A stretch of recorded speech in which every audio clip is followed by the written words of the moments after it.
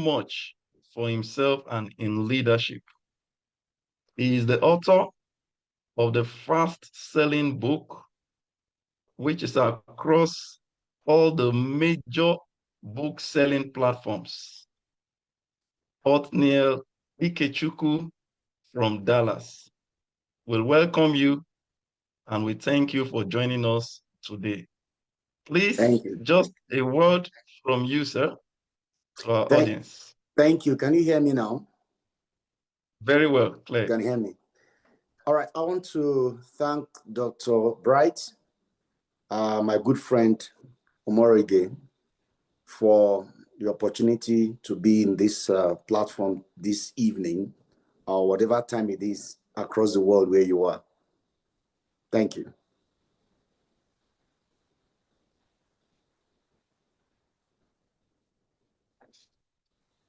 Thank you very much. Thank you for joining us. Thank you. We heard you very, very clear. We heard you very well. So today's topic is titled Leadership and Vision. We'll just start very directly because of the time. Mr. Apostle, our leadership emphasis here is purely on leadership. Yeah. We don't emphasize so much on the things the world emphasizes on, but we are godly people and we believe everyone has their belief systems. So on this platform, our focus is on leadership across sectors.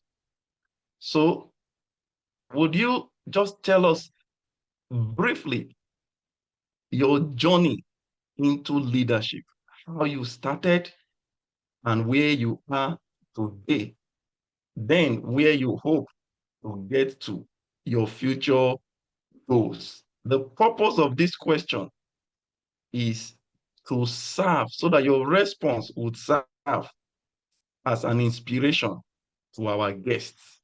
And I believe that while you speak on this and respond to this question number one, somebody somewhere will find purpose, will get inspired, and the vision will be open.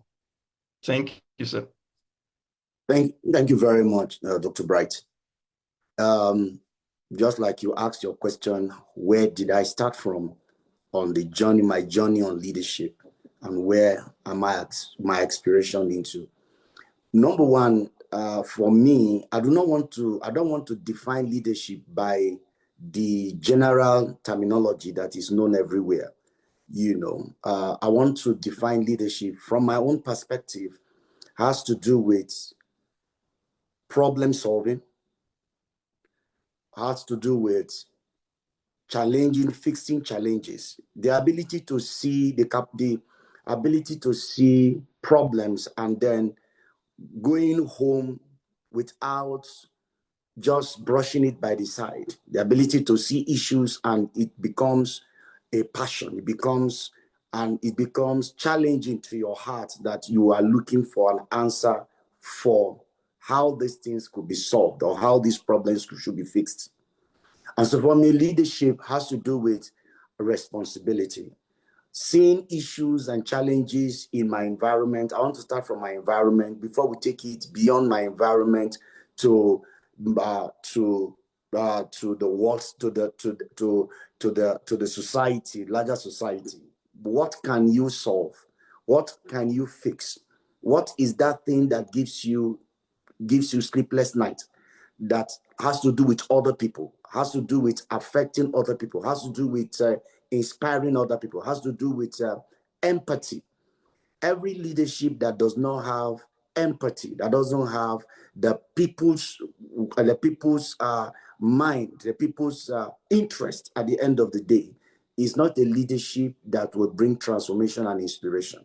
The ability to meet somebody in need and being able to inspire the person from your own little position is what is leadership for me.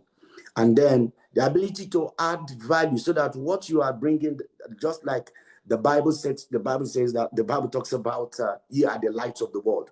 how do you bring your perspective of leadership from that spectrum of light to affect somebody who is going through issues that is in darkness, and you can be able to inspire that person, educate that person, add value to that person's life. That is leadership for me. And what I'm looking for is how my world and my society can be influenced with the leadership spectrum that will change that will affect people positively and bring positive impact.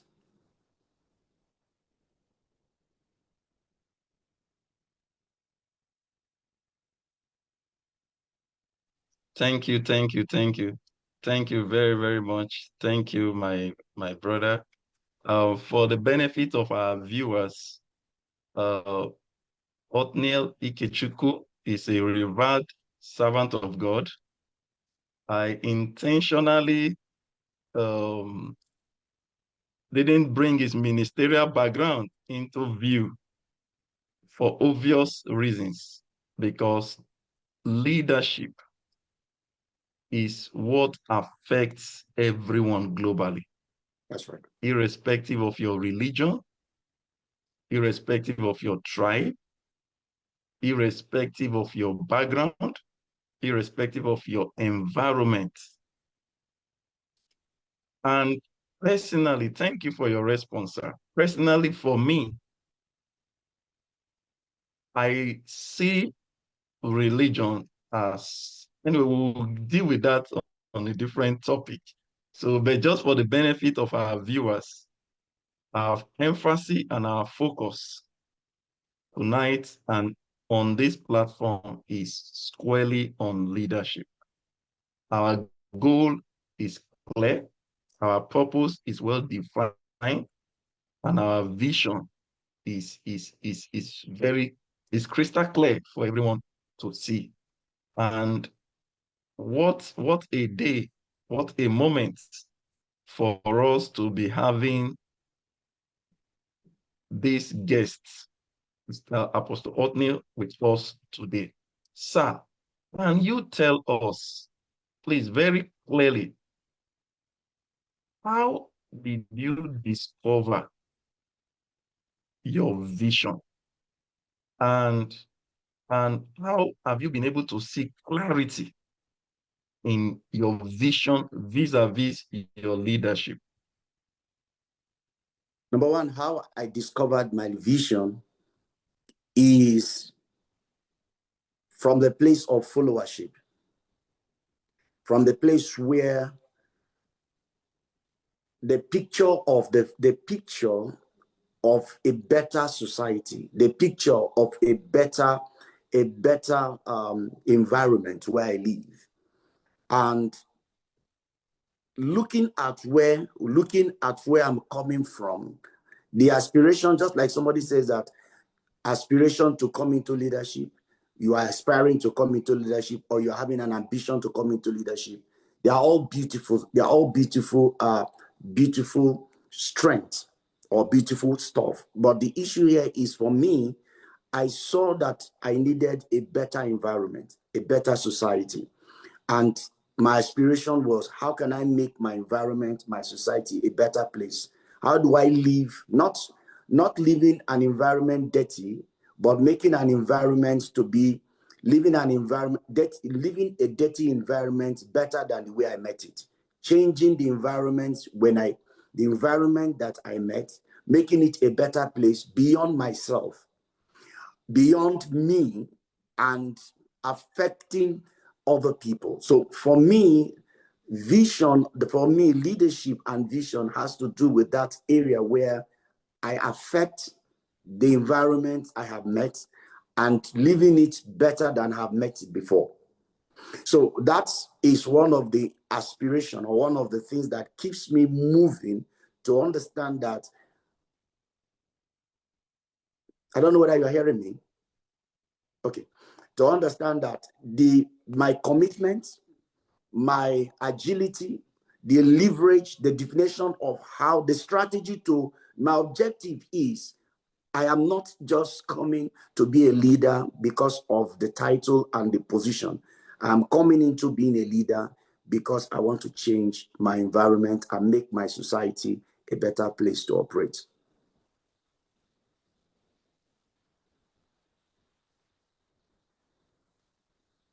The voice is out. I can't hear you. Okay, thank you. Then please let me acknowledge the thank you, Othniel, for that response. Let me acknowledge the presence of our viewers. I can see Eche Tricia.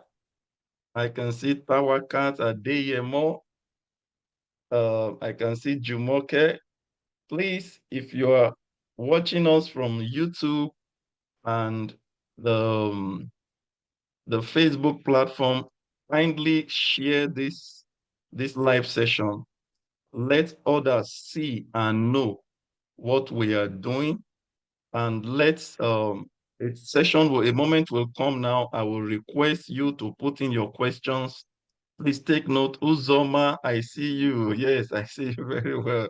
I can see you. Thank you all for joining us tonight. We sincerely appreciate you very, very much. And don't forget, tomorrow is our question and answer segment. So take notes. At the end of this class tomorrow, a random question will be picked up and you will be expected to respond. And as usual, the first 5 respondents goes with a gift.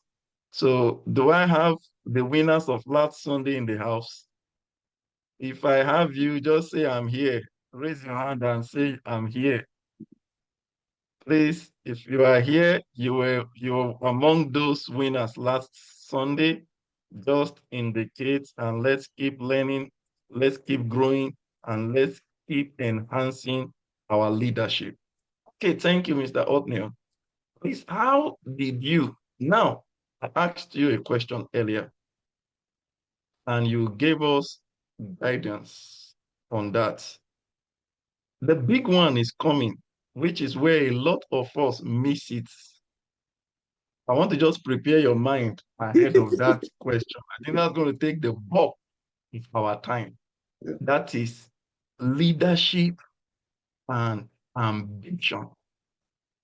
Wow. For me, that is where if we can gain clarity on this subject, I think it will really help a whole lot of us, a whole lot of our viewers. Oh, okay, you are here. Thank you, Princess Sarah. Thank you.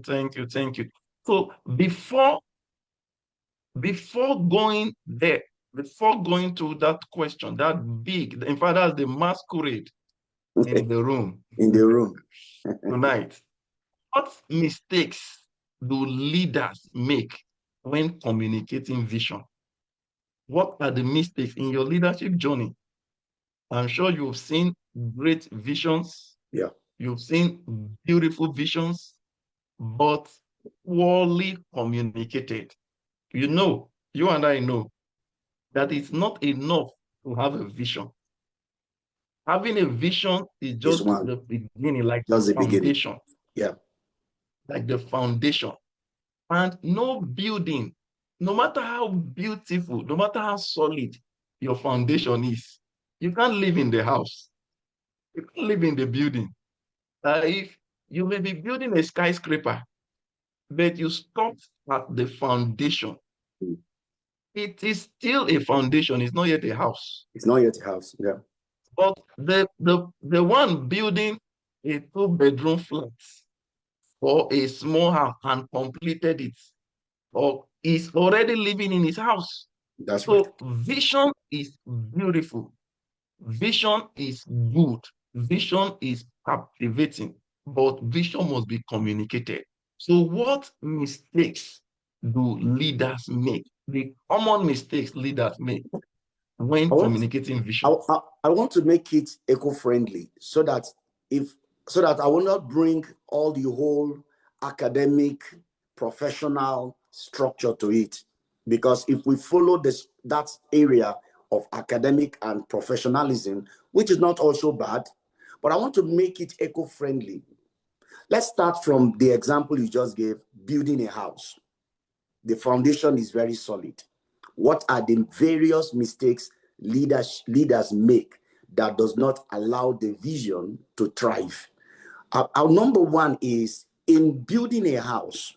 You know that it is not the architect that draw the design that is involved. You have the architect, you have the building engineer, you have the structural engineer, you have every other person who is playing a role.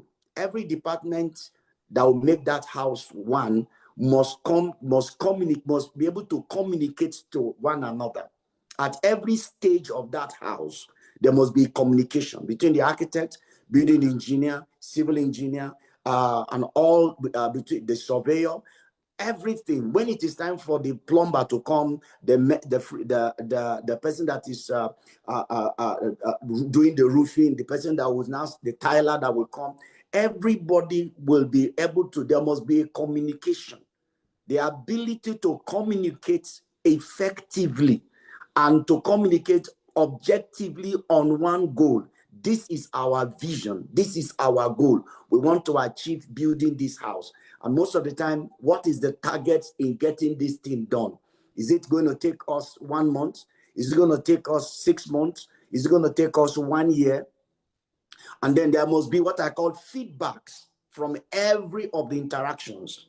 As long as there is no feedback, what is happening is that there's going to be issues along the line. You must be able to come to what we call like a feedback gate, a feedback box, or a feedback table where the achievement of the day, the daily tasks, the monthly tasks, the weekly tasks on achieving something. You have like something that you want to achieve, 10 years plan. 10 years plan is good, but then 10 years plan can be itemized, breaking down into weekly, monthly stuff or quarterly until the whole thing is communicated and achieved properly. When there is no mutual effective communication, we will have chaos at the end of the day. There must be mutual communication. There must be emotional intelligence. There must be that area of emotional intelligence. There must be that area where we respect ourselves and value the purpose of coming together. That what we are doing is not an ambition for a personal achievement. It is a team. So that at the end of the day, we all built this house as a team. The architect will not say because he's the one that drew the building, he's the only one that built that building. The civil engineer will not say because he brought his own civil engineering techniques to ensure the house has what it is, or the building engineer or the tiler will not claim that, oh, I'm the one that did everything by myself. We all did a teamwork, and that teamwork that we all did is what will make that leadership to thrive. When there is no emotional intelligence, there is no empathy.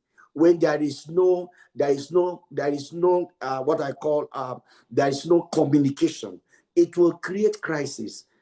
But when we begin to build leadership from the place of personal ego and personal goal, so that we can be projected as the sole person who is involved, we make a whole lot of things. Where there is no feedback, we create a whole lot of setback to the whole crisis, to the whole arrangement and structure.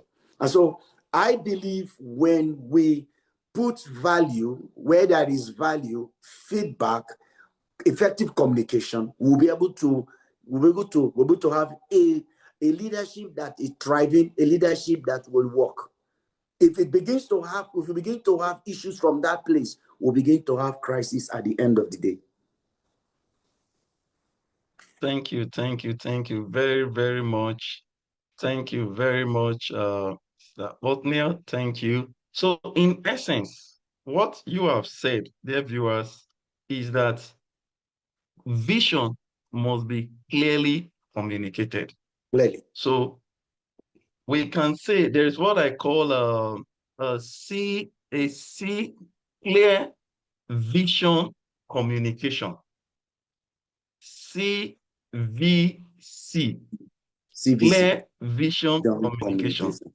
So vision first must be clear, because you cannot communicate what is not clear. Not clear. Secondly, for the benefit of our viewers, secondly, vision must be well documented. Any vision you cannot document does not really matter to you. Mm. Mm. Thirdly, Mm. vision must be readable. Mm. Reading is part of communication. That's right. So these are just while our guest was speaking, it brought my mind back to these keys. The next is vision must be the simplicity of vision must be clear. It must be simple. It must be made plain. Number 5, vision must be actionable. Mm-hmm. Your vision must be actionable. Actionable. Yeah. Yes, must be. Any vision that is not actionable is stale. Mm-hmm. And lastly, in this CVC, vision must be measurable. You must be able to measure your vision vis-a-vis your progression. Any vision you cannot measure will suffer suffocation. Mm. Any vision you cannot measure Unmeasurable. will certainly suffer suffocation. Thank you very much, our handsome guest. In fact, viewers, just 24 hours ago, I don't know the time now in the US. I think the time zone is about 24 hours a day. So I think let's just type in the chat now, happy birthday to Othniel. Our guest is still in his birthday mood. That's right. So let's celebrate him. Let's celebrate him. Let me be sure we are all following, watching us now. Let's wish him a happy birthday. Thank you. Omotayo Aziz, I can see you. Oh, Rosalia, I see you. Thank you. Thank you so much. I see you. It. Okay. Thank you, sir. So let's quickly do a birthday thing for him in the next minutes. Where are my people on Facebook? Our viewers on Facebook, YouTube, they are taking over. They can't even see him, but I think they are only hearing his voice. His voice, okay. They can only see me, but they are shaking the building already for the birthday. That's good. My YouTube, thank you so much. I appreciate you guys. And we thank you, Omotayo Aziz. You are the first to wish our guest a happy birthday. Thank you. Mr. Othniel, I was tempted to mention to our community that yesterday was your birthday, but something held me back. I said it would be beautiful to take you much more unawares, and appreciation to your beautiful wife there in Dallas. Thank you. Next question. Sincerely, I am so eager to enter the last question for you, which is the ambition side of vision. Because, see, really, so a lot of people confuse ambition for vision. Yeah. A lot of people are working in ambition under the guise of vision. Yeah. Tonight's session, I think, is going to be very, very assuring and great if we're able to expand those two words, those two subjects, so that somebody that is working, oh, Pastor Rufus from, I can see, okay, if you are watching me now, wherever you are watching from, just drop in the chat where you are watching from.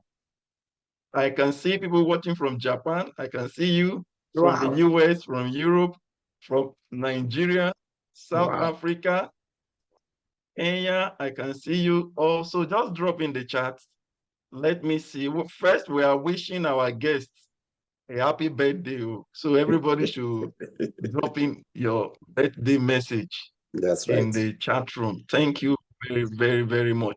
Okay, now we've talked about communication. Once a leader is able to communicate his vision, I think the next line of action should be how can a leader stay focused on his vision? How can you stay focused on your vision? One, this is a two-in-one question. Mm. Even when the vision is not yet generating the intended results. You know, it's very easy to stay glued to vision when everything is working. Then Yeah. when the storms come, When the result so is how? becoming slow, when the storm is here, when all of that, just like we said, number one, clarity of vision, ability to understand this, the framework, clarity. This is where I am going. This is my plan. And targets with target goal and targets and with target goals and daily and the priority that you have put in place to ensure what you want to do, you are ready for it. There is no vision that does not have the ups and downs. There is no vision, whether it's in politics, whether it's in business, whether it's in education. You know, just like I said earlier, that I'm trying to make it eco-friendly so that we will not see it as, oh, when I'm going through challenges, my division I have is not working. When I'm going through things, it's not working. No, the ability to learn, this is one of the things, the ability to learn, relearn, and unlearn in the journey of vision, achieving the set goal. There are things you put in place that you discover that, oh, this is not the right thing to do now. Oh, I am doing the wrong thing within the frame time I have put it. Let me change, re-strategize. The ability to learn, unlearn, and relearn helps your leadership structure to move. That is one of the things I'm looking at. And then the ability to also know that what you have put in place will work based on focus. How focused are you on what you have put in place? How focused are you? And how purpose-driven are you on what you want to achieve? What are the priority of your time?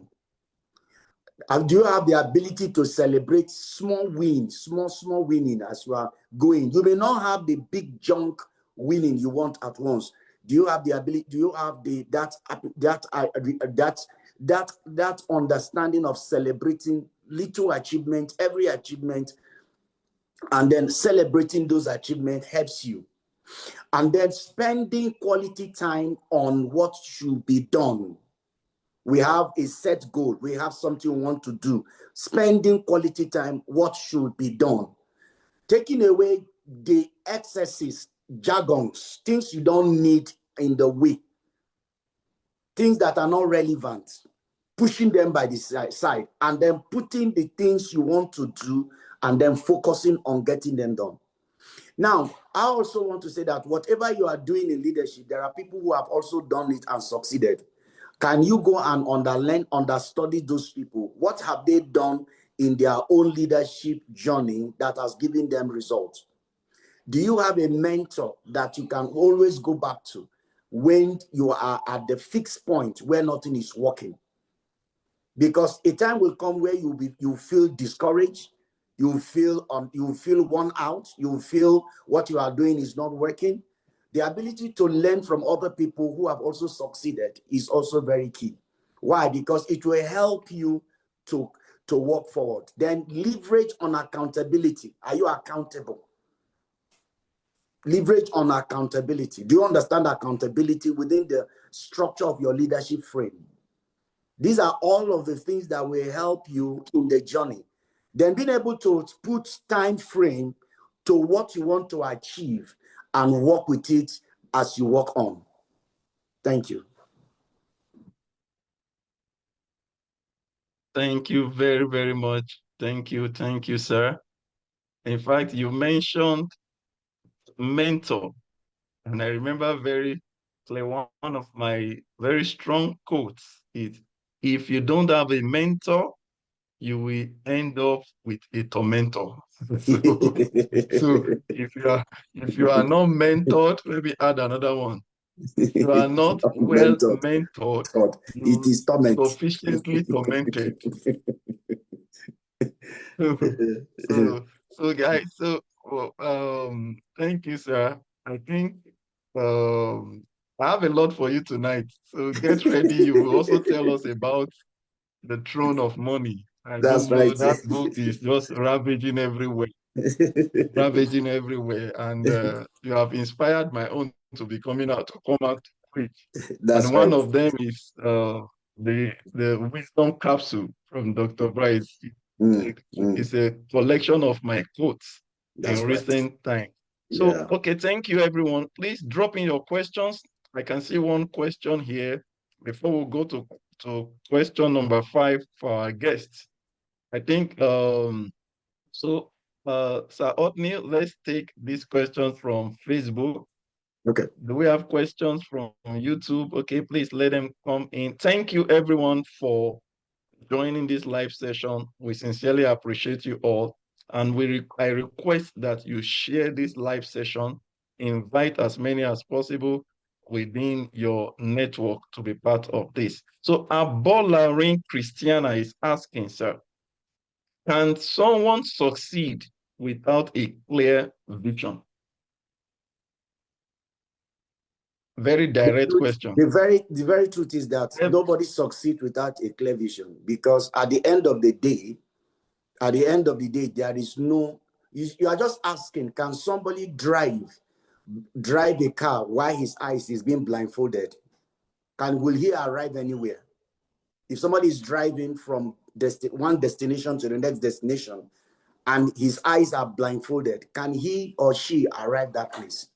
The answer is the person can never get there. Why? Because vision is what keep you focused. It's what gives you a sense of assignment, a sense of what to do. You don't have it, you wake up in the morning, your mind will be pulling you elsewhere. And then this is what is being found that, scientifically, that man has the ability to think every day, 60,000 times. 60,000 times, 60,000 times of impulse of thought that comes into your mind. 60,000, the impulse. So imagine 60,000 thoughts of not going anywhere. What will happen to that person? And then the ones you have been able to archive and hold and sit down to meditate on are the one that you have been given, you have followed after some, or followed through.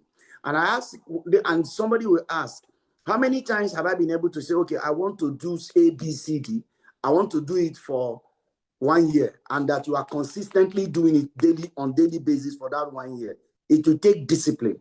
So there's nobody that can succeed if he or she does not have vision. Thank you very much. Thank you very, very much. I'm sure Abolari Christiana, our guests, answered your question very well. Beck Blackon Benediction from the UK. Thank you, my brother. Thank you for joining. Queen TBC, you're welcome. Thank you. Musa Faith, I can see you. Beams Florentia, I can see you. Thank you very, very much. It's clear that you cannot succeed without a clear vision. If we want to go deeper into that, because I believe that every statement comes in its context. Mhm. I try to educate my people, anyone within my network, to understand that statements cannot easily be generalized, Mhm. because you need to understand the context of each of those statements. And that's why one of the things I found very interesting about what we do at the Leadership Mind School is not the conventional mode of teaching. It's not a conventional mode of schooling. Let me use this opportunity to announce to the world now that, in fact, on Wednesday, we're having a very special session with a European lady that is doing something innovative in the area of education. It's going to be very enlightening. That section will be by 18:30 hours, that is 5:30 Central European Time. Dr. Paula will be here to speak on innovation in the world of academics. And the topic will be from cradle to leadership.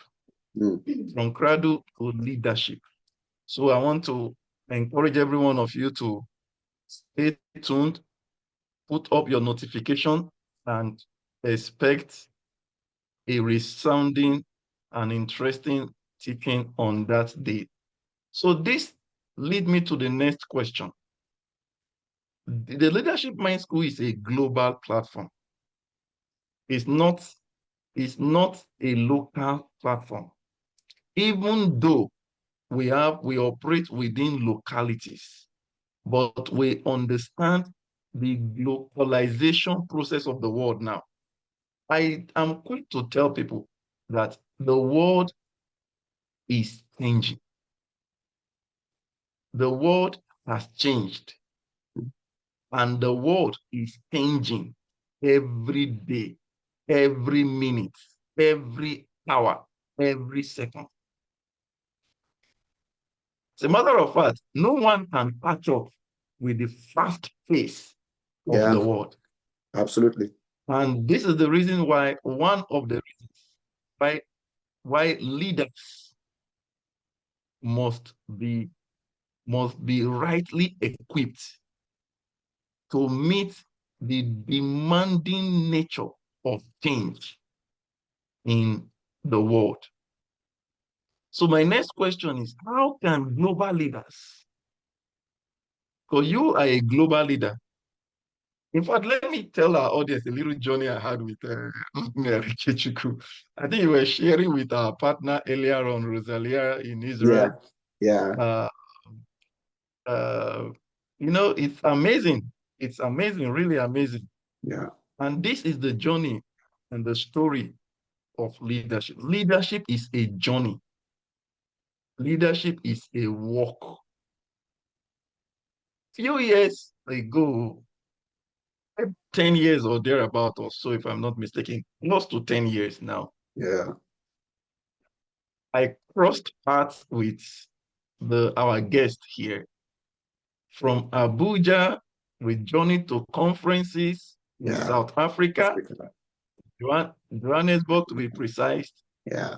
And since then, we had maintained a level of relationship and communication.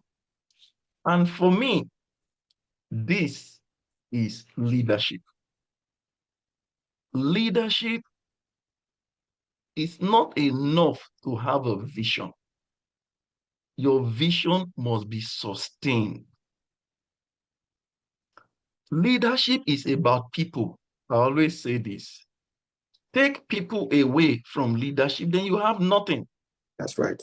So how can global leaders align daily actions with long-term goals? How can global leaders? Yes. Go ahead, I believe this is my perspective. That number one, being a global leader, aligning your long-term goal or your daily goals with your long-term goals and vision must come from the place of networking. networking. Networking, ability to network, the ability to pull out the key strategies. What am I to achieve daily that becomes 10 years plan, 100 years plan? Now, if leadership must thrive, we must understand it must outlive the founder. If leadership must be excellent, the founder must come to a point where he becomes just the platform, but what he has founded has become a conglomerate that is feeding every other person within that network. We can go back and look at businessmen. We can call the name of a few business people, either in Nigeria, in South Africa, in America, that have become conglomerate. Okay, we want to start with Facebook, that started like something within few friends, and then it moved. Today, it is a conglomerate. But I believe when it started, maybe that was not maybe the aim. But you find out that as you grow in leadership, you grow in wisdom, the ability to lead beyond yourself.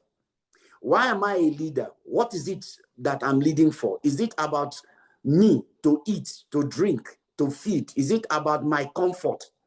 Or is it about an answer to a generation? So that what I am bringing on the table will outlive me. But it all starts from the place of understanding that this has to do with networking. What are your daily priority and action that you will take? What are your constant, consistent communication, regular communication? Why the daily tasks must be done? What are your foster feedback? Do you have a system where you go back and look at how far you have gone? What are the mistakes? What are the things to change? What are the things to improve on?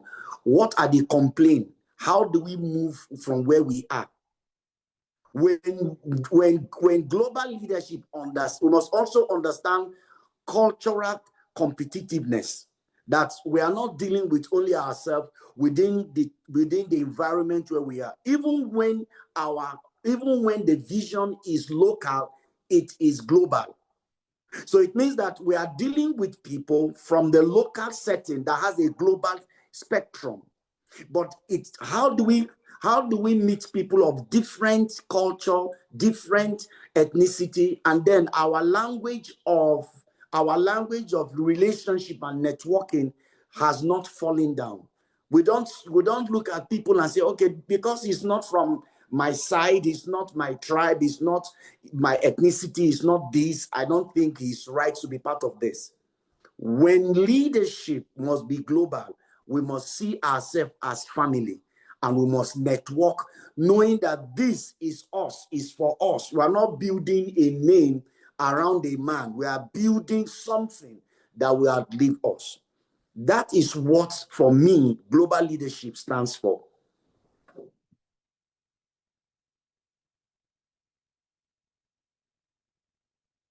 Beautiful, beautiful. Thank you very much. Thank you very, very much.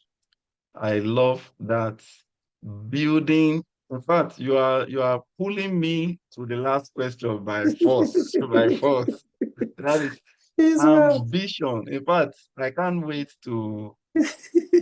I'm so, because you see, most of us questions, please. One of the proof that you're following is your ability to put down your questions, let us know your thoughts, and key points that strikes you from the conversation, because we want this to be very engaging and highly communicating. Yeah. Part of what we just thought, communication is a two-way thing. Mm-hmm. So if we have actually communicated, then we should be able to get and see the feedback from every one of you. One question, I assure you, this question will do some wonders when it comes. So what habits helped you? This is you now, sir. Because you see, one of the things I've seen about leadership is the inability of leaders to show the followers their sparks. Mm. No leader what is honest would say that I have walked this journey without scars. Absolutely. Now, that's why I want to throw this, and I want you, it's one of the things that easily transforms people. It's not just what they hear, Yeah. but the weight of what they hear. The weight of what they hear. When a man is speaking practically, speaking from, Experience. use this word, experience. Experience. Yeah. Huh? That's right. When a man is speaking, thank you, Mr. Silas. Thank you from Bridge. I can see you. Thank you very much. In fact, I think the Facebook community is not trying to overtake the YouTube community. Thank you from YouTube. Thank you. We are practicing what we preach. Thank you, Yeah. everyone, for letting us know you're there. Keep sharing. Keep letting us know the key points from this teaching. It helps us to get the feedback from you. And those just joining us, kindly let us know where you're watching us from. Thank you. So, sir, what habits All helped right. you to All stay right. aligned to your vision? All What right. habits helped you? I don't know if you want me to be practical, I will come from the area of ministry. I know some people are. I will come from the area of my journey. I'm talking about my journey because you said you want me to be practical enough. I remember in 2010 or thereabout, when I think 2013 or thereabout, or between 2013 2014, when we were running church. We were running church from around 20. We started church around 2009, and then by 2014, and the Lord now asks us, to shut down the whole church, and and ask the people to move. It's one of my major challenge. It took me like 2 years to finally agree to take that path. But it was one of the most difficult part of my life at that point. And I was praying and saying, where do I go from here? What do I tell the people? Do we have problem? Is there any issue? There was no issue. But then I had a journey by the following year. I went to South Africa. I went to not South Africa. I went to two countries at the same time. I went to Kenya and Uganda. And in this journey, my spiritual father asked me to come and join him. And in that meeting, the Lord began to have conversation. That, did you know why I asked you to shut down the church? I said, okay, maybe if I go back to Nigeria. Long story short, he said, because I want to start a new journey with you. As of that period of my life, we just paid for the rent. We paid 1.4 million naira rent in Abuja, and then 4 or 5 months after paying, we are asked to shut down the whole facility and everybody goes. So I was asking myself, and as of that period, I had about 14 people that was eating in my house, living with me. So how do I carry that load? How do I do all of that journey? And then it has to come from the place of asking God what to do. But it was one of the hardest journeys that I ever have had. But it was one of the most beautiful experience I have also enjoyed, because I have now begun to enjoy I understood faith. I understood challenges differently from when I was running a fellowship or a church that had members. Because as of this time, it is the Lord say that sit down at home. I want to teach you something different. Stay back here. But I can tell you that a lot was born out of that. How to face challenges, how to face issues, how to face difficult times, how to renew the rent. What was I doing? How do I do all of that? And sometimes I will owe the landlord for 3 years, and the landlord won't come to ask me his rent. But when he's ready to ask me for his rent, the money would have been able to be available.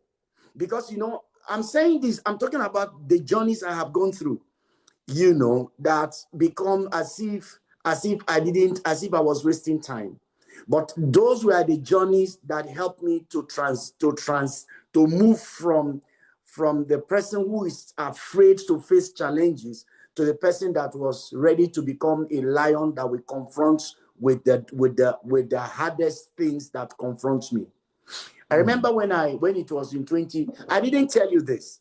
That our journey to South Africa, when we started the process, I had only 20,000 naira. Only 20,000 naira. When we started the process, I didn't have enough money. But I want to say this, that by the time I went to South Africa and came back, I sat down to look at how much money I have spent. I was spent over 500,000 naira. I was just saying, so where did this money come from? But I'm saying this to say that when you have made, one of the things is how disciplined are you? How disciplined are you? How focused are you? How truthful and trustworthy are you? Is your life an indictment of your message? Is your life an indictment of your leadership? Are you the type that sleep with your staff? Are you the type that mess up your staff? Are you the type that take advantage of people because they have issues? Your leadership is just disaster that is about to happen. The issue is how truthful are you? Challenges does not kill. What it does, it refines and reforms. What have you been able to learn in your most challenging moments? Are they leverage for you, or are they prison for you? Are they the time that have formed you into? Have they become the point of your being forged, or it is the place of your incarceration? So leadership, one of the greatest things, and then this is what gave birth to so much. When I came into the States, and I was saying, okay, so what next? And I was waiting for a whole lot of documentations and all of that. And then one morning, the Lord reminded me. I was reminded of a vision I had in South Africa. That visit in South Africa, 2019, I was reminded of a vision that it is now 7 years cycle. It's time to start writing. I say, it's time to start writing what? He said, it's time to start writing books. And I sat down here in the house, and then the rest was history. Sat down here, and then I began to write. I couldn't sleep. For the first time for about 8 months, I was sleeping less than 4 hours. For 8 months, I was sleeping less than 4 hours. I was able to put up over 20 books, and of which this one called The Throne of Money is one of them that has been published. We have other books that talks on leadership, that talks on family, that talks on education, that talks on the destiny of nations, that talks on all of that. But the ideology of this book was not conceived here. It was not conceived rather in Nigeria or in Africa. It was when I arrived, and then the whole journey began. Why? Because over the years, the journey of discipline, focus, truthfulness, transparency, resilience, faith, ability to face the storm by just knowing that there is always a way at the end of the tunnel. And then having good mentors and good people in your life will always help you when you are making. Are you accountable? Are you accountable? You will come to a point where you are always feeling lonely. Are you accountable? Do you have people who are truthful? This is one of the things I say to people. If you are crafty, you will have friends who are crafty like you. If you are truthful, you have people who will look into your eyes and tell you the truth in love because they want your progress. And any leader that does not want to be truthful will always have his kind around him that would lead him to the path where he's going. Thank you. Wow, wow, wow, wow, wow, wow, wow. That was heavy. That was heavy. That was strong. That was strong. Viewers, I don't know what's your thoughts about that line. That was something, something, something. But I think the journey South Africa was 2017 we went Yeah, together. 2017. Yeah. That was 2017. Yeah. Almost 10 years now. And sincerely, you, in fact, I can't forget, I haven't forgotten any moment from the time to my office at Yeah. Women Opposite Yeah. CBN headquarters. You know, leadership must be consistent. Mhm. A complicated vision will only create and generate a confused followers. That's right. When a leader does not understand his or her vision, cannot articulate it, because, like is commonly said, what you don't know, you don't know. You don't know. What you don't know, you can never know it until you learn it. That's right. So it's been an amazing journey. Sometimes, sincerely, when I look back this short while, and we've been here, we've been there, we are here, and the pages are opening up. Yeah. Day by day. Yeah. And sincerely, I want to thank you for the journey so far, for the relationship, for the friendship, for I know a lot we cannot even say on That's air right. here. But it's been a It's journey been of that. effectiveness. Yeah. It's been a journey of trust. It's been a journey of love. And that's why you see, the community we are building at the Leadership Mind School, they are so dear to my heart.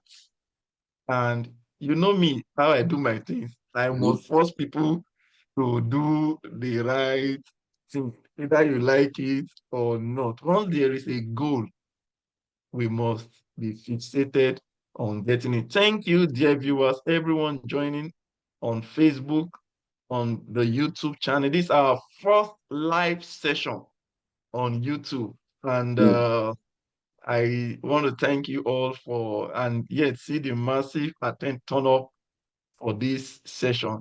Please share the link, invite as many as possible. I think there is a question for you before we go to So okay, the men. before we take this question, tell me, Reverend, Apostle, tell us, Yeah. the throne of money.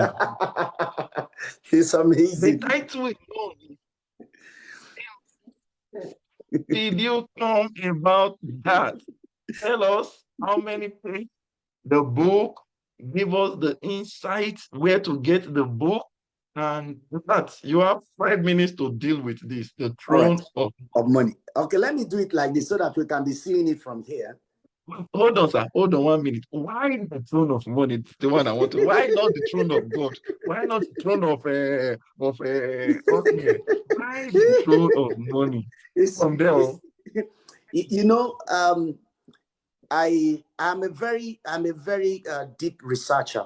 I do a lot of research. I read a lot, and just like you asked the question, why do you have many poor people around the world, and then you have few very wealthy people? What is running the world? One day the Holy Ghost asked me something. Please, I will be talking because the book, if you look at it, is about spirituality, econometrics, geopolitics system, and kingdom principle. The book is not about how to be wealthy. The book is how money runs the world and why money must become a steward, not your master. How money runs the world. How is 420 pages. The book is 420 pages in a world where where that is ruled by wealth, power, and influence, the only thing that governs the world is one language. The universal language of the world is money. That is the universal language of the world, money. And then it's why people can travel across the earth, money. And then how it influences decision making, how it affects governance, government, policy making, how it affects people's decision, character, and all of that. In this book, it has to do with how you will always have leverage over money and what money should be doing for you, not the other way around. In other words, the knowledge you don't have about money is why money is treating you the way it's treating you. So the throne of money basically is to help nation, is to help think tanks, leadership in the corridors of power understand how money works. In every of this book, it has what I call prayer points, how to pray. I may read a few of them for us while we are here so that we can understand what I'm saying. Like this topic, this one is chapter 18. It's called The War of Trade, Global Sanction, and Spiritual Economics. The War of Trade, Global Sanction, and Spiritual Economy. So it's not just a book that is tied down to only understanding how things work, how economy works, but also understand what is the place, your position and your place within the spectrum of economic governance in the affairs of money. So every of the pages have prayer points. One of the prayer points here says, Lord, we stand in the gap for nations facing economic situations. You find out that you read this book, it gives you prayers to pray. It tells you your responsibility of what you should do as the one who stewards the throne of money. You pray, it gives you responsibility. You not just only read it, you read, acquire the knowledge, then pray, do the prayers, and then take the responsibility of what you should do. Now, before the end of this, I want to show something here. Towards the end, we said something that towards the conclusion, we said, we talked about my pledge, my oath, allegiance, and mystical vows of the throne of money. There are all scriptures attached to it. Let me read this, please. Just give me a few minutes. Let me read this. And this one said here, my pledge. He said, I pledge allegiance to the throne of Christ, the eternal judge, redeemer, architecture, and legislator of wealth and nations. I pledge to honor the wisdom of divine stewardship over selfish acquisition.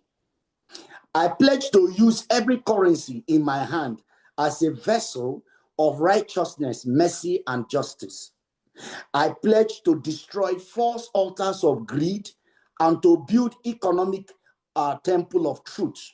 I pledge to defend the poor, lift the afflicted, break the yoke of mammon's oppression. So these are this is for the pledge. Then we have oath on the throne of money, because it's a throne, the oath. And here we say here, the oath said, he said, before the heavenly court and the cloud of witnesses, I make an eternal oath in Christ. There is no wealth, that no wealth shall enslave my soul. No wealth shall enslave my soul. That no institution shall compromise my allegiance to the Holy One. That no empire shall purchase my identity. That no throne shall usurp the place of Christ in my heart and my governance.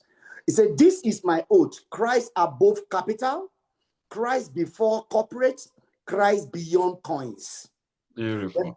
And finally, let me just say this is the last one on the the last one. Mystical vows.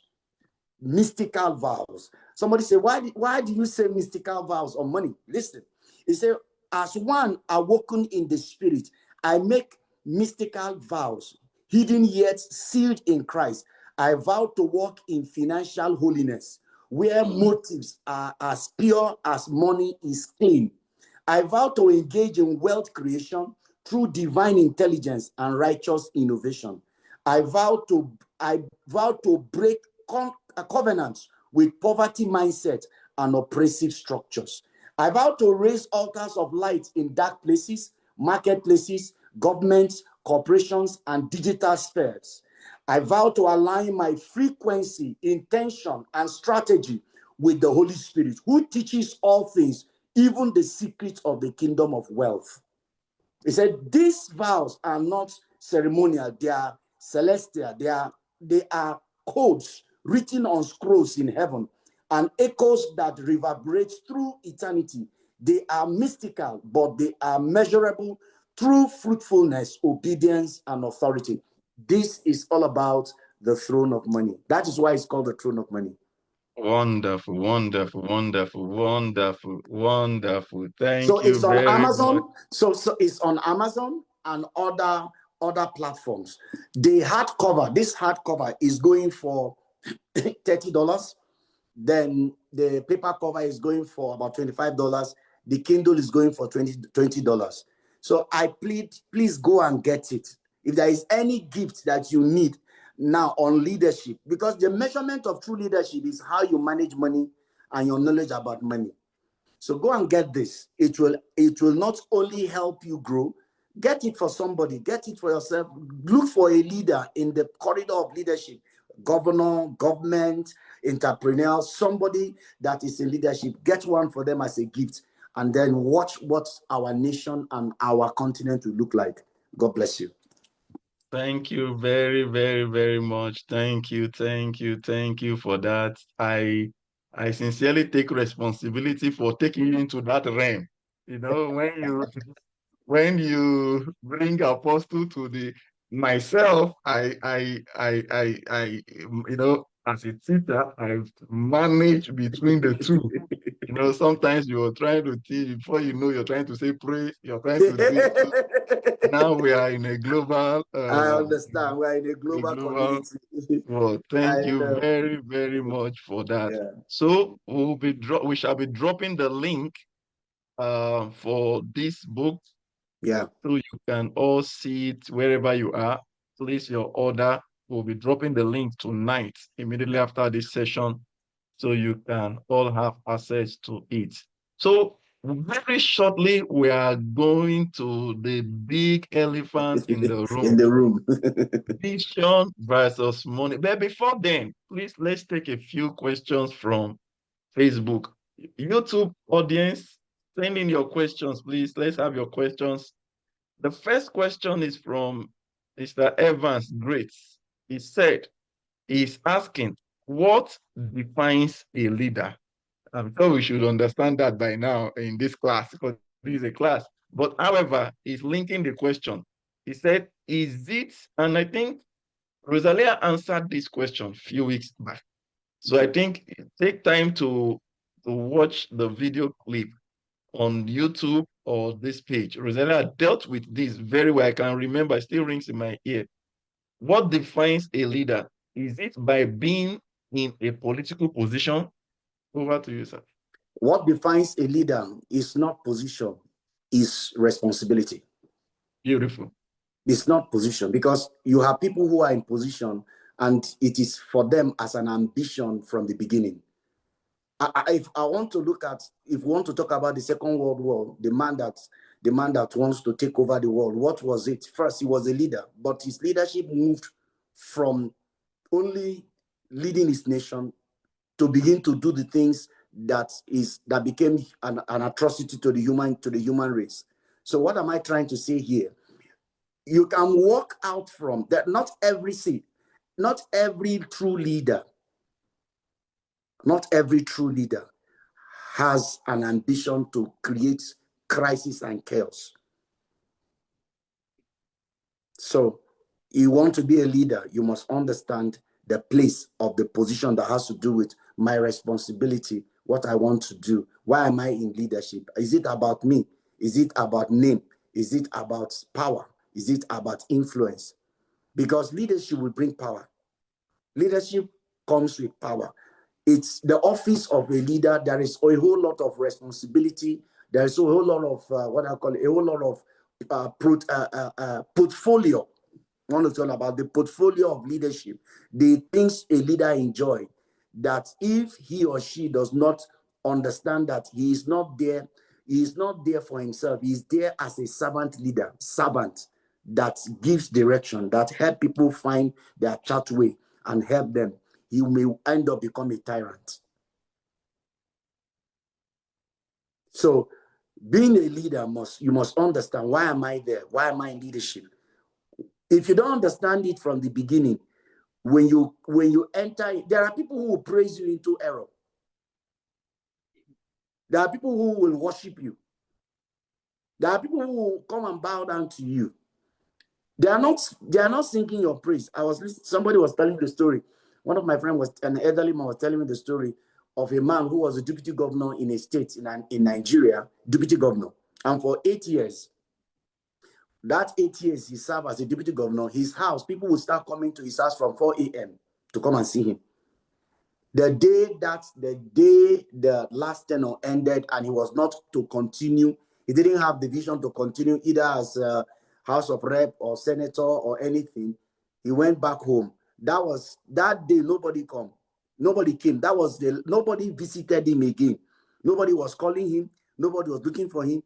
And he decided to go and contest for local government chairman. Why? He just wants that visit. How can he be staying without people visiting him? For what reason? So what you don't define in leadership, you will always have people who will give it to you because of, if you don't know the reason for that position politically, people will give you a name. People will come there to define it. But if you understand why you are there, it will give you an understanding better. Thank you. Thank you very much. I can see coming from I think he thought on this last time. I will revert back to that in a moment. Let's take the second question from Mr. Silas Ehariwa from Brescia, Italy. Thank you, sir. He's asking, he said, your vision sets you apart as a leader, but must you also articulate the interest of the people when taking decision? There is no leader that is a leader for himself. Behind every leadership is because of the people. You said something. Take away leadership from around people. Take away leadership from the network of people. Take away leadership from humanity. There is nothing. We've lost the essence of living. The power of the networking, that ability to be able to network and fellowship together and all of that compels leadership. It compels it.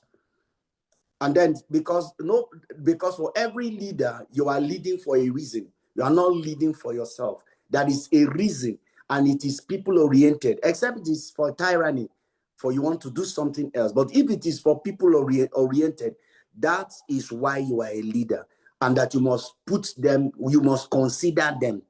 I'm not here for me. I'm here because they are here. I won't be a leader if these people are not the reason I am leading. Thank you. Thank you very, very much. Thank you very, very much. Audience, please let's appreciate our guest. Let's appreciate him.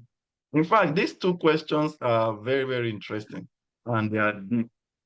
Like the question from Mr. Evans, he said, is it by being in a political position? I just want to add to that not just political position.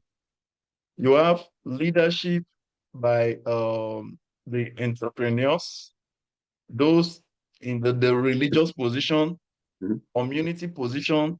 But this is it. Position does not make you a leader. It is the responsibility you are handling that makes you a leader. Yeah, not position. That is why, not position. No. It's very interesting. This way it gets more interesting for me. What value? This where leadership has to do with value. Value. What value are you bringing in? What problems are you solving? That is why I often say that leaders are solution providers. Show me a solution provider, I'll tell you the leader. So add to what you are saying, sir, is just that every leader is like a mirror that people watch. Is the mirror, is the face. So your attitude, whether they are private or private or open, has a way of communicating your true strengths of leadership. And that every form of leadership first is not about position, it's about spirituality. Because your life influences, somebody say leadership is also like an energy, like a frequency. You come into a place, you feel the atmosphere. Oh, this place is nice. This place is beautiful. Your leadership prowess or your leadership character is either drawing people to transformation or pulling people towards something else. So your secret life and your open life also are part of your leadership lifestyle.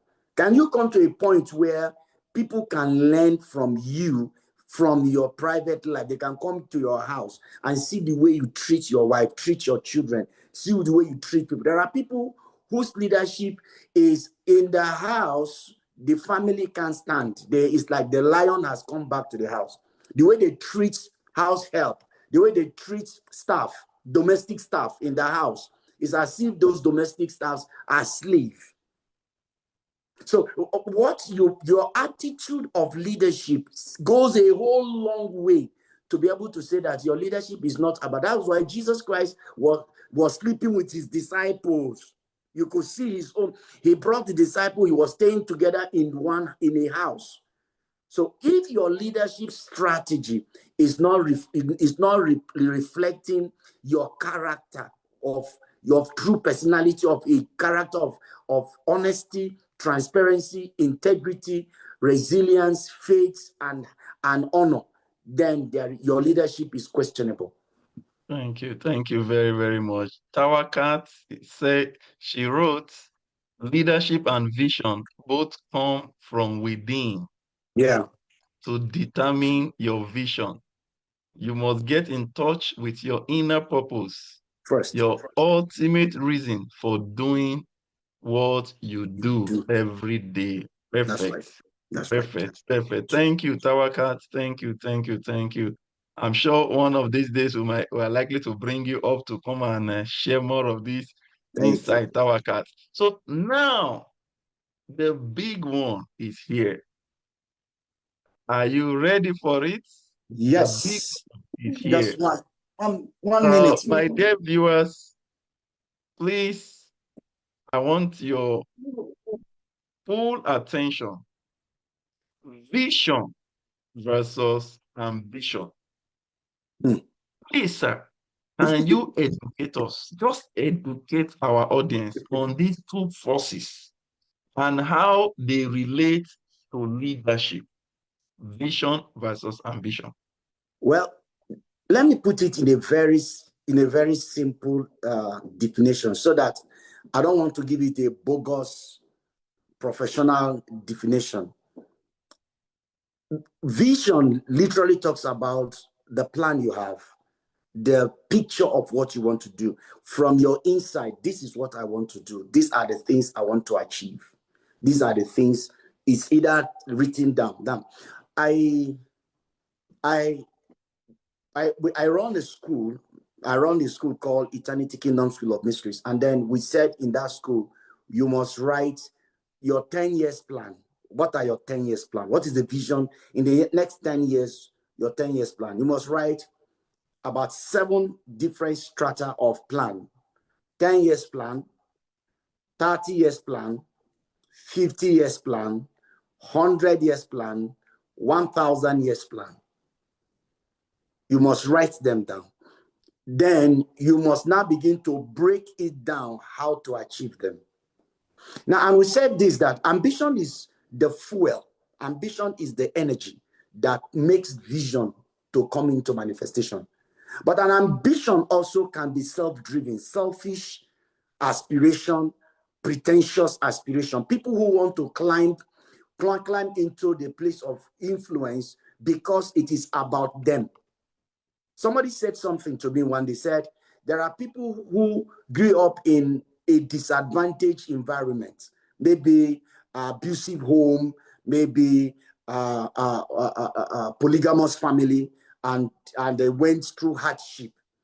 And they are all looking for how do they climb the ladder of leadership so that they will use that to not only leverage the life of other people and show empathy, but to see that as the throne of arrival for them to oppress other people. Now, we must understand that vision is very important in fulfilling whatever a leader must do. But the fuel of that vision must be help. What is the ambition? Ambition is two things. It has two spectrum. Number one spectrum, it has a positive side of empathy. This is what I want to do. And it is the drive that pushes you there. Then it has the other side, which has to do with pretentious one.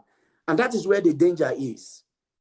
The pretentious one, that you want to rise into the place, you will do anything, whatever it takes for you to do anything. And that is why you find out that somebody said something, most politicians, and if you ask them something, their plan, their agenda is how do they win the next election? What is the thing for them the next? Not what they will do.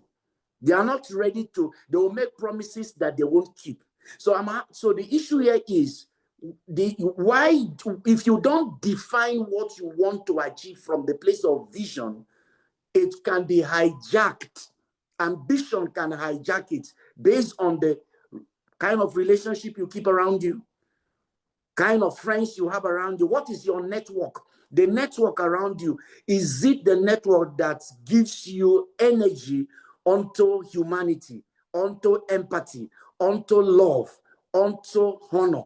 Or is it that which only you want because you want to make a statement that you will never be poor again in your life? So let's take advantage of the people and use and sit on them, because that is why we came into this place in the first place.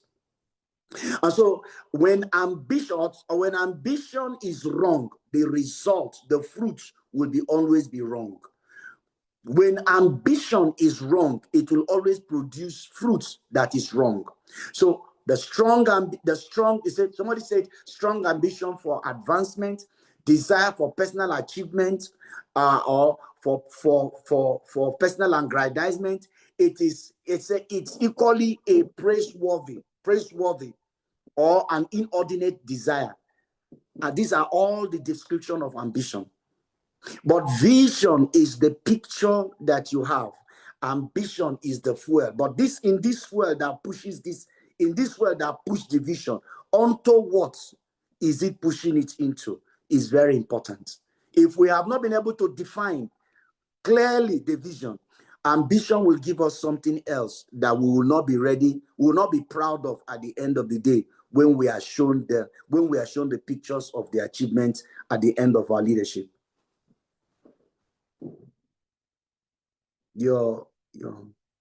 In fact, I had to mute so I can take it in very well. Thank you very much. Faith, you are welcome. Thank you. Adedoyin Gold, you are welcome. Thank you, everyone. Trisha, Adeyemo, Tawakat, thank you, everyone. Please, let's keep liking and sharing this video. And I want to get a question from every one of you on this call. Please drop in your question. Ambition and vision. Wow. In fact, I noted something while you were speaking. Said from all you were saying, I just saw that ambition and terminate vision.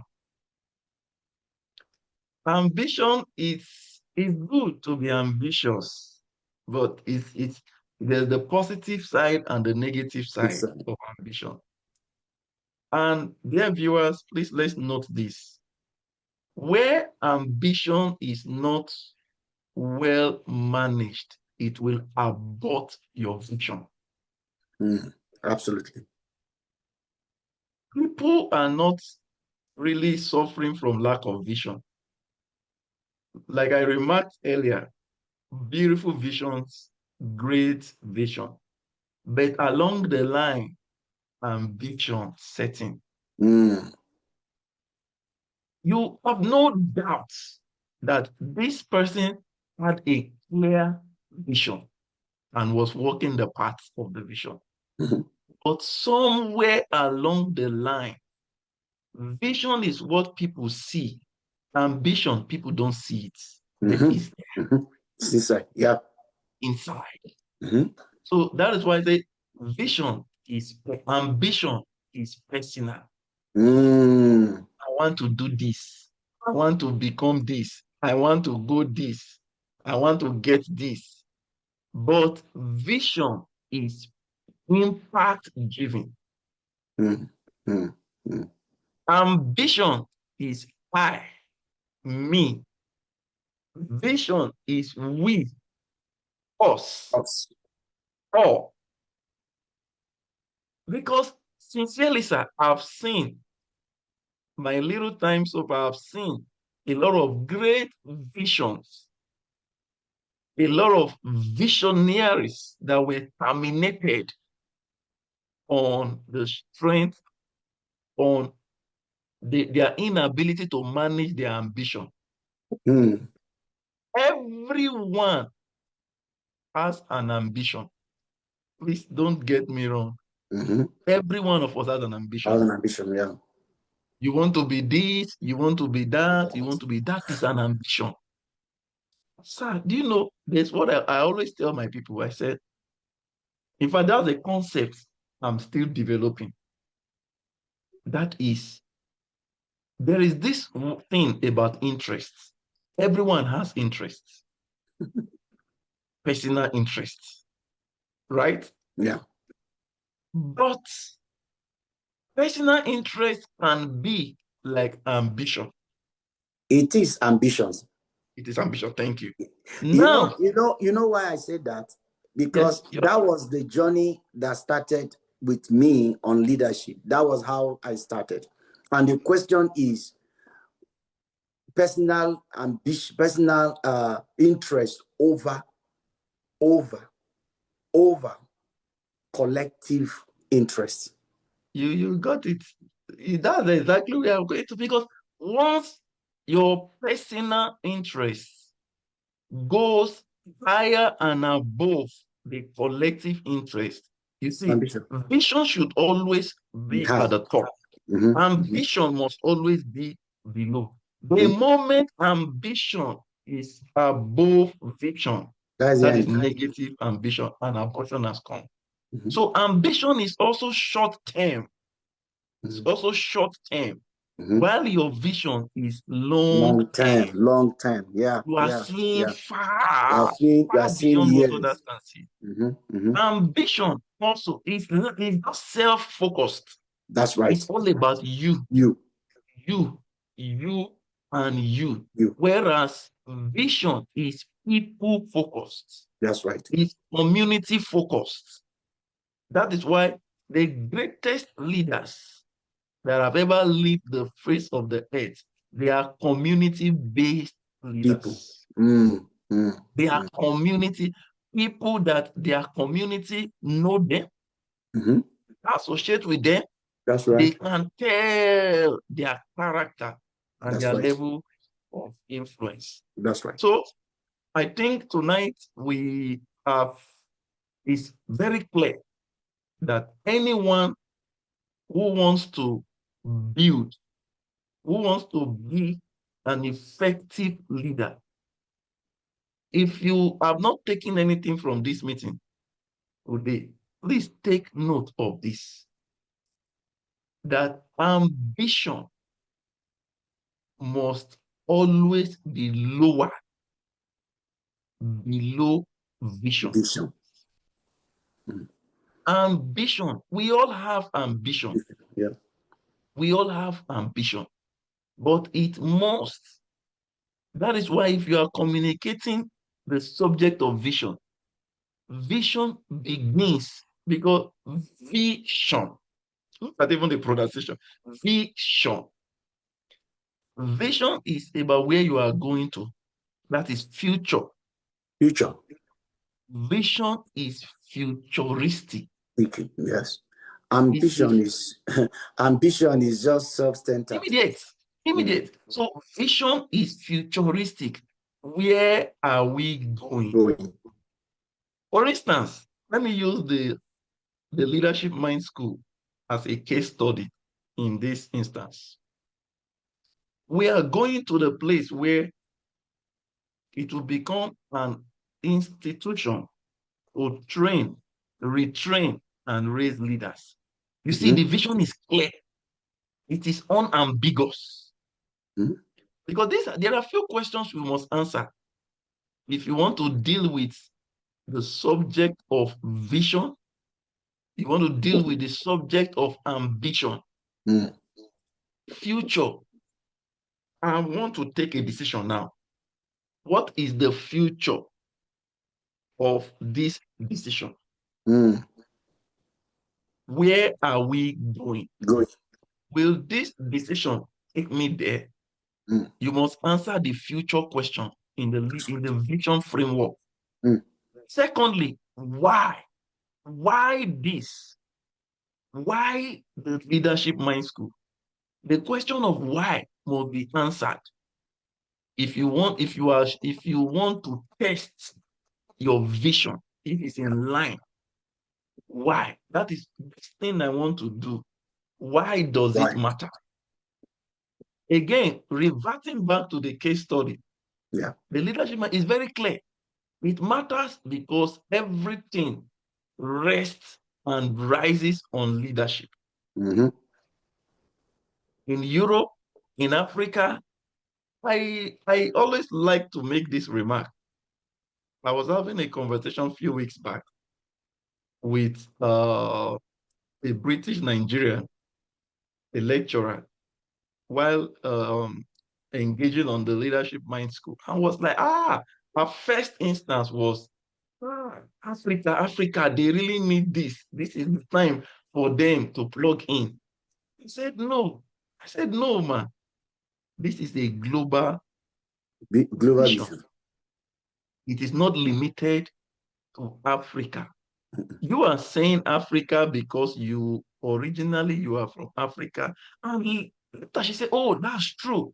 In fact, that was the time Maduro happened, the Venezuela thing. And he said, oh, I have students from Latin America, from Europe, from Eastern Europe, and across. And she started recounting. And at the end of the conversation, we came to an agreement and a conclusion that leadership gaps exist everywhere. Absolutely. Everywhere. So now, after answering the question of future, after answering the question of why, then the next thing is who. Your vision must have a target audience. That's right. Who is to benefit from this vision? That's right. Very clear. And for us at the Leadership Mind School, it's an open-ended space because either you are in the religious sector leadership. Of course, those of us from Africa, we see what is happening. With our religious. I think Apostle will create a day to go raw on that one. That's right. We'll create a day to go raw on that because it's not what it should be at all. Is it in the business world? Leadership. Is it in governance? You don't even want to go there. No, it's especially where we are. So leadership is the gaps are there. Then lastly, in this leadership framework is action. Action. Remember when I defined leadership earlier, I said it must be actionable. I gave the VCR, the VCR. So must be actionable. Any vision that is not actionable will become a disillusion. Mm-hmm. Thank you, Abel Francis from Germany. I can see you on YouTube. Thank you very, very much. Thank you. So we've hit 100 minutes mark. I think we are behind for 10 minutes now. So we'll be wrapping up now. Wow. You know, so vision you must answer the question of future. You must answer the question of why. You must answer the question of who. You must answer the question of action. For you to settle. And as a leader, to even rate yourself when you use words, I, me, myself, because your words defines you. That's right. Thank you very, very much, dear viewers, for today. It's been an exciting and amazing time. I think we will request Othniel, our guest, to give us the final word for tonight so that the birthday will continue from Dallas. We can see your beautiful background of Dallas. We can see Yes, you there. thank you Have a so nice much. time. Thank you so much. I want to wrap up by saying that the world is waiting for you. You are the best. You are the best that has ever happened in your generation. And then being a leader at this troubling time is being the gift, the best gift for your time. Aspire to be better, read, get mentors, equip yourself the more, so that the question of leadership, when it is called, you will stand tall to become an answer, because leadership is a need that is necessary. And you, right now, are the one that the world is waiting for. Thank you. Thank you, Othniel. Thank you. I've been live with Othniel Ikechukwu, the author of The Throne of Money, an amazing book, The Throne of Money. I will be dropping the link right after this session, so you can go straight on Amazon and the all leading books platform in the world to order your copy, and you will get them right at your doorstep. Our dear viewers, I thank you all so, so much, but I'll leave you with this task. Please drop in the comment section one sentence, your vision. In one sentence, please, I think there's likely to be a reward for this task. Everyone watching tonight, just tell me in the comment section. I want to see it. One line, a sentence of your vision. Please don't forget, Wednesday, the 25th of February, just the next Wednesday, I'm bringing on the platform a remarkable mentor and the founder of WIMP Free Schooling in Europe, an innovative educational system. He will be coming to speak on what we've titled From Cradle to Leadership. From Cradle to Leadership. An amazing partner of the Leadership Mind School.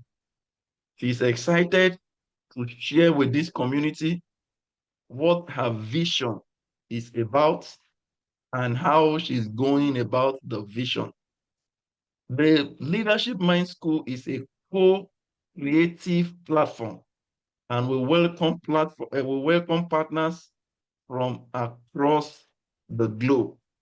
I cannot thank you enough, my brother, and I wish you a nice, I don't know what's the time there in Dallas this moment. Right now is 3 in the afternoon. Oh, 3 p.m. 3 in the afternoon.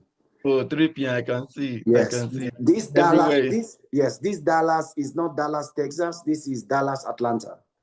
Yes, Dallas, Atlanta. Yes. Yes, Yes. Dallas, Thank Atlanta. you. That's downtown Atlanta. That's right. We call it Okay. here. We call it here Atlanta. Oh, Atlanta. Yeah. So we switched to America. Thank you. Thank you Thank very you much. so It's been much. Thank you. nice time having you. Thank you And so we much. look forward to seeing you very soon. Please, Yeah, the link will be dropped in the comment section. And let's remember, let's be reminded that our guest is still in the birthday mood. So let's hit Amazon platform and let him start getting notifications that's of right. That's book. I right. think that would be the best birthday gift That will be we the can best. do That's right. for Thank you him. so much. And Thank you. for my guest, in fact, my beloved partner from the Leadership Mind School and the life coach, Rosalia Hedgefest, I thank you. Mm. Trisha, Sawakat, in fact, Sir Silas, Mr. Evans, Omotayo. I cannot mention all the names, but I am inspired that we are building something very great. Dr. Paula will be here with me on Wednesday. The flyer will be up in a moment. So let's keep sharing the word. From the United States, people are joining us. Asia, people are joining us. Everywhere across the world, we are moving forward. And your leadership will be proven with time. Thank you very, very much. And God bless you all. Shalom. God bless you.